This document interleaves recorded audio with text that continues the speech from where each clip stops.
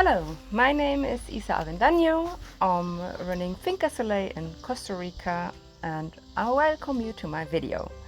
In this video we're going to talk about lightness in horse riding. So let's get started.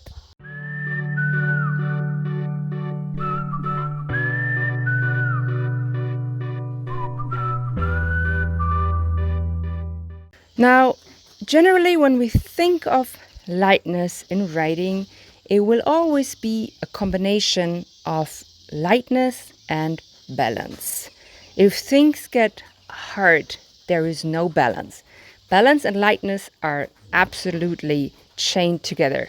If we are in unbalance, we will not be light. And if we are not light, we will not create balance. You can't separate those things. And in riding, that's all we're looking for, is balance and lightness. We're going to think of lightness for the rider, and we're going to think of lightness for the horse. So let's start with the rider. The most important part for the rider is the seat. We need to work on a light seat.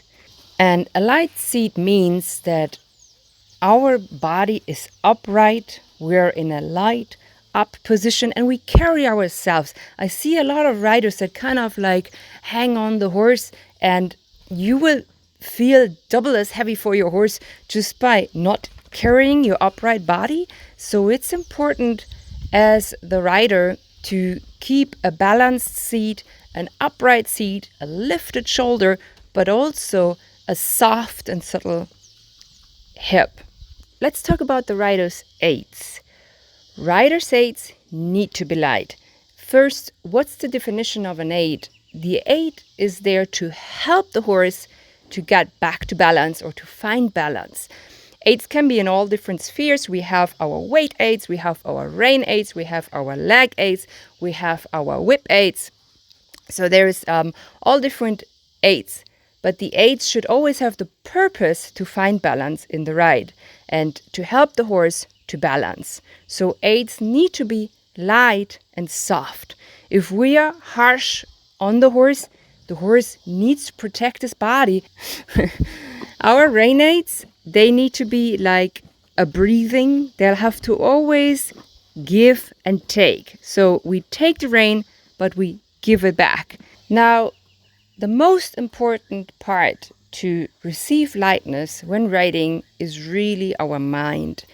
Are we positive? Are we negative? Are we light? Are we heavy? Are we sad? So if we are in a strong emotional way being with our horse, it will be very hard to get to lightness. So a good mental state will be that we are very present. We have to be 100% present with the horse. That means no chatting, no phone calls, no thinking of work tasks or whatever it can be. Whenever that happens to us and we leave the ride mentally, we will lose our horse. And that's the same if we're riding on the arena or if we are out on a trail ride. The next part is that we have to be positive. We have to give the horses a positive feedback, and we need to tell them when we like things. Horses, they put a lot of effort in the work with us. And if we're only like, do better, or grumpy, and it's not good enough, and our perfectionism comes through, it will be very hard for the horse to be happy in working with us. So do little and reward often is very important, so that the horse will be a happy partner cooperating with you and gets the feedback on what you liked. It's the same for telling him what we don't like, but I think a positive mindset is absolutely crucial to receive lightness. The last point I want to talk about in our mindset is that instead of thinking to dominate the horse, we should think of becoming a partner for our horse, and that we want to help our horse. We want to help our horse to become more balanced, to become more light, and that's an important mindset. So we are not like the master. We are like, a lot of people talk about dominance and that the horse has to obede. But I feel in my training, I rather want to have a cooperation with my horse, with my partner, and I want my horse to feel better, to get stronger.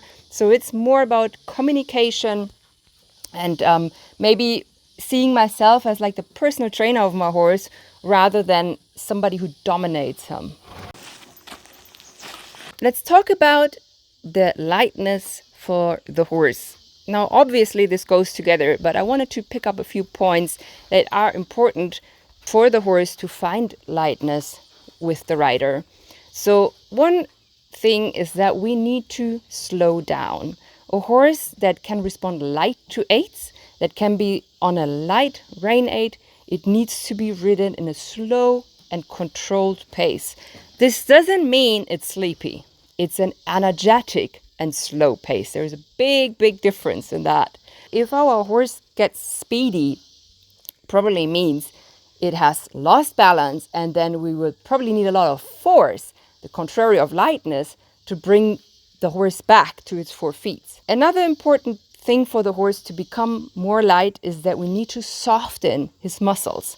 Yes, we're also strengthening them, and we do a lot of power training to get them strong and fit. But when you become a bodybuilder, you need to also attend your yoga classes so that you stay supple and soft in your muscles, right? It's like my husband Milton, who is a constructor. He is strong like crazy, but he cannot touch his toes because he's not supple. He's not supple and flexible. So flexibility and mobility is extremely important while we're building up the horse's muscles. So every day before riding, we want to take care of the tightnesses of our horse. We want to make an analyze. Where is tightnesses? Where are muscles hard, cramped? And then we want to loosen them so that the horse can be light. Another really important part of this is the natural head position. When we work the horse in a low head position, it will bring weight to the forehand and it will not be able to find balance. So we need to analyze what is the natural awake head position of our horse and use that as a normal working position. So that will help our horse to become light and up and awake and also energetic in the slow movements. The last point I want to talk about is the geometry of the riding arena.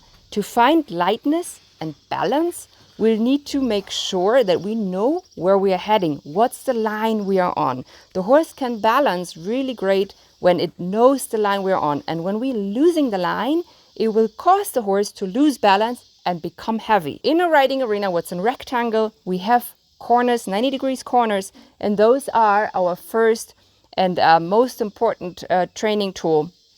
And we'll be able to ride the corners in a walk, in a trot, in a canter, and have the horse be balanced here. It will also help us for flexibility and strength. Then we have circles, we have vaults. So whenever we're picking a geometry, we need to stick to the line, and the more precise we'll be able to get our horses on that line, the more light he will be in his response. I hope you enjoyed that video, and if you liked the video, please leave a like on the video and comment if you have any question or if there's any topic you'd like me to cover in the next videos. Subscribe to our channel to stay tuned with everything we're coming up to, and let's keep riding!